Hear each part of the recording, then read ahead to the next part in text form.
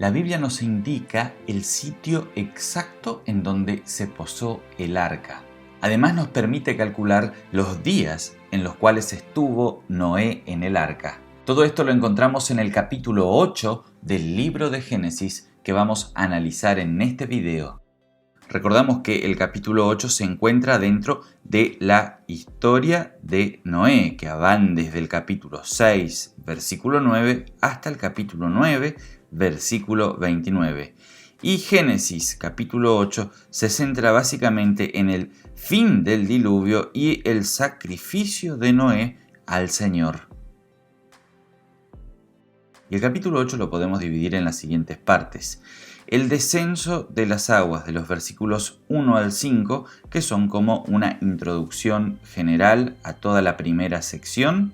Luego, de los capítulos 6 al 12, Noé explora por medio de aves. Esto es un panorama desde adentro del arca, como Noé fue viendo el descenso de las aguas y probando si la tierra ya era habitable a partir del envío especialmente de la paloma. Y en el versículo 13 y 14 se menciona que la tierra ya estaba seca y lista para ser habitada nuevamente. Luego, ya en otra sección de este capítulo, vemos la palabra de Dios a Noé de los versículos 15 al 17, en donde Dios le ordena a Noé que ya puede salir del arca. Y a continuación viene el culto de Noé al Señor de los versículos 18 al 20, en donde menciona cómo tanto Noé y los animales obedecieron a la palabra de Dios y Noé edificó un altar y ofreció un sacrificio. Y este capítulo termina con la promesa de Dios en los versículos 21 y 22, en donde Dios promete que ya no va a maldecir la tierra por causa del hombre con un diluvio. Aquí en esta sección ya vemos la conclusión del juicio sobre la creación y vemos este nuevo inicio. Ahora vamos a ir a un análisis más detallado de la primera sección, de los versículos 1 al 5. Pero Dios se acordó de Noé y de todos los animales y bestias que estaban en el arca con él. Entonces Dios hizo pasar sobre la tierra un viento y retrocedieron las aguas. Se cerraron las fuentes del abismo y las compuertas de los cielos, y se detuvo la lluvia de los cielos. Las aguas sobre la tierra fueron retrocediendo gradualmente, y al cabo de 150 días se retiraron. Y a los 17 días del mes séptimo, el arca se posó sobre los montes de Ararat. Las aguas siguieron bajando hasta el mes décimo, y el día primero del mes décimo quedaron al descubierto las cimas de las montañas. Y en estos versículos aquí se resume lo que se sigue detallando en los versículos 6 al 14 del capítulo 8 de Génesis. Y el versículo 1 dice que Dios se acordó tanto de Noé como de los animales que estaban en el arca.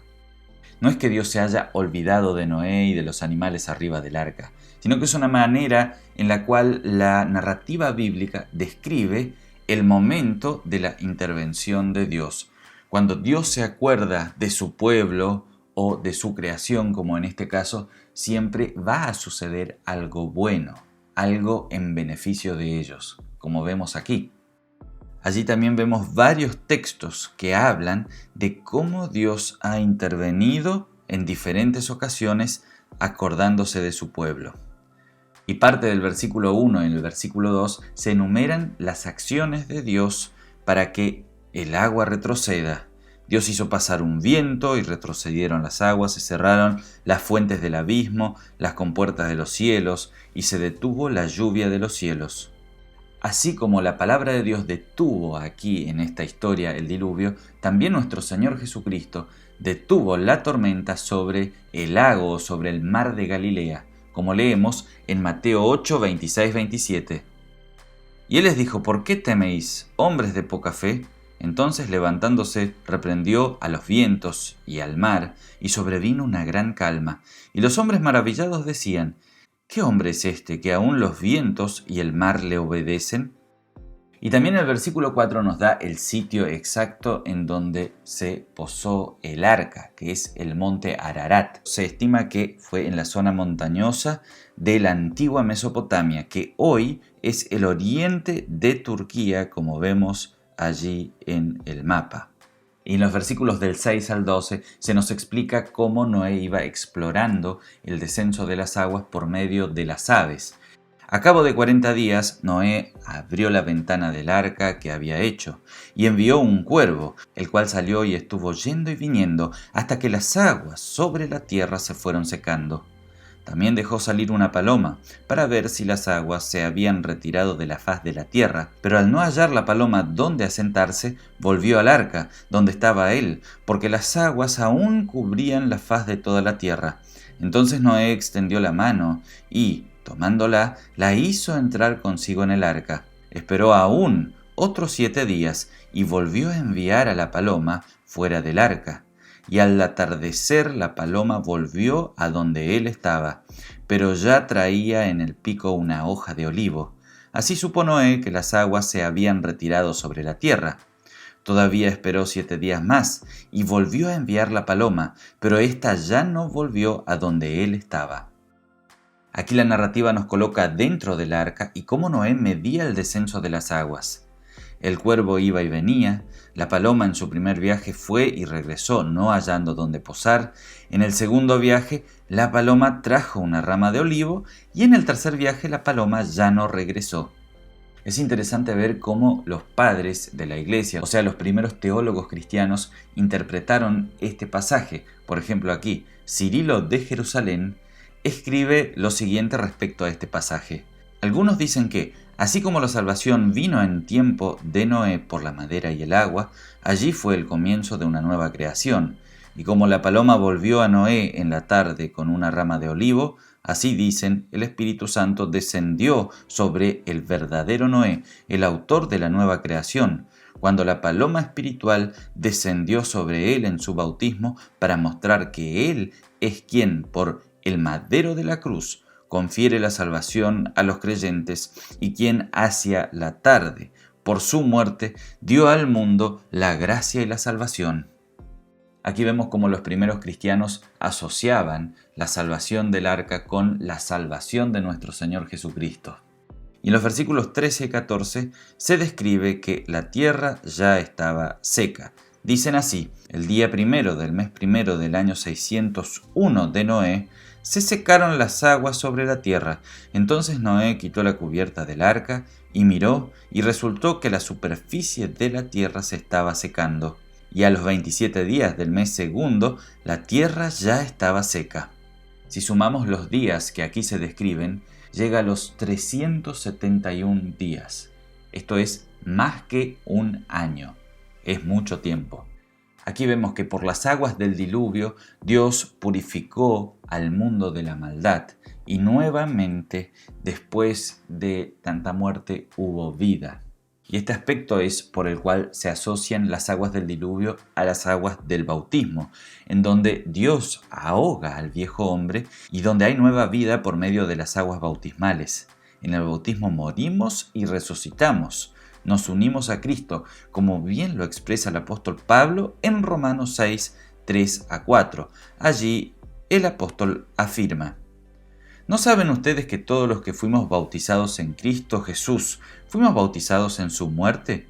Porque por el bautismo fuimos sepultados con Él en su muerte, para que así como Cristo resucitó de los muertos por la gloria del Padre, así también nosotros vivamos una vida nueva. Luego de describir el descenso de las aguas, la narrativa se centra ahora nuevamente en la palabra de Dios a Noé.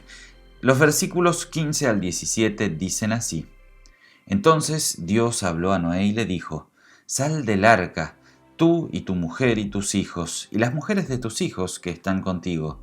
Saca a todos los animales que están contigo, y a todo ser vivo, aves y bestias, y todo reptil que se arrastra sobre la tierra, y multiplíquense en la tierra, reproduzcanse y llenen la tierra. Aquí vemos también que Noé no sale del arca por su propia cuenta, sino que espera que Dios hable y lo ordene salir. Eso muestra la sujeción de Noé a la voluntad y a la palabra de Dios. Y también vemos aquí nuevamente las mismas palabras que en Génesis capítulo 1:28, cuando Dios bendice a la creación. Y bendijo Dios con estas palabras: reprodúzcanse, multiplíquense y llenen la tierra. Vemos aquí que en este nuevo comienzo, la familia de Noé y los animales comienzan otra vez con la misma bendición de Dios que al principio. Y vemos que en respuesta a esto, Noé sale del arca.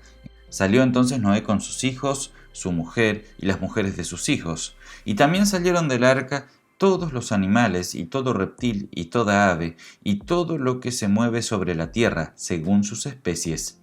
Noé edificó un altar a Yahvé y, tomando de todo animal limpio y de toda ave limpia, ofreció en el altar un holocausto. Vemos aquí cómo, en respuesta a la palabra de los versículos anteriores, Noé y los animales en absoluta sujeción obedecen. Y aquí aparece también esta primera acción del creyente Noé, de hacer un culto de acción de gracias, y es la primera vez que se menciona también en la Biblia las palabras holocausto y la palabra altar. Y para hacer el sacrificio, Noé toma de los animales limpios, que son mencionados en el capítulo 7, versículos 2 y 3. Allí se indica que en vez de llevar 2 parejas o 2 pares de cada uno, Noé llevó 7 pares de cada animal limpio. Y esto justamente fue para este sacrificio. Todo esto fue por ordenanza divina, por orden de Dios. Y la sección final se centra nuevamente en las palabras y en la promesa de Dios. Dice así: al percibir Yahvé este grato olor, dijo en su corazón: no volveré a maldecir la tierra por causa del hombre, porque desde su juventud las intenciones del corazón del hombre son malas. Noé era lo que su nombre implica, el dador de descanso. Ahora la creación descansaba nuevamente de la maldad del ser humano que aparecía al inicio de la historia de Noé. El sacrificio de Noé y la aceptación de Dios lleva a la narración del diluvio al momento más importante. Se da descanso al temor de que Dios cumpliría nuevamente con la amenaza de borrar al ser humano, los animales, los reptiles y las aves de la tierra, como vemos en Génesis 6, 7 y versículo 13. Porque en respuesta a este holocausto vamos a ver la promesa de Dios que ya no destruirá nuevamente a la tierra por causa de la maldad del hombre. También en el versículo 21 se describe la maldad del pecado. Dice: porque desde la juventud las intenciones del corazón del hombre son malas. La corrupción y el pecado no es algo que surge de afuera, sino que está en el corazón del hombre. De esto también habla nuestro Señor a los fariseos, que creían que el hombre se contaminaba por las cuestiones exteriores. Y vemos que no, que la maldad sale del corazón del ser humano. Esto lo leemos en Mateo 5, 19. Allí Cristo dice: porque del corazón salen los malos pensamientos, los homicidios, los adulterios, las fornicaciones y los hurtos, los falsos testimonios, las blasfemias. El versículo 22 describe que el mundo seguirá su curso natural hasta que llegue el fin. Aquí aprendemos también que la promesa de Dios es que la tierra seguirá su curso natural hasta el fin de los tiempos. Habrá verano-invierno, habrá cosecha y siembra, habrá también día y noche. O sea, el mundo o la naturaleza seguirá su curso normal hasta el fin de los tiempos. Si te gustó este video, te invito a darle un me gusta y a suscribirte también a nuestro canal para seguir viendo más contenido interesante. Recordamos que el objetivo de nuestro canal es ir profundizando en el conocimiento de la palabra de Dios. Abajo en la descripción dejamos también el enlace con el archivo con el cual nosotros estuvimos trabajando aquí.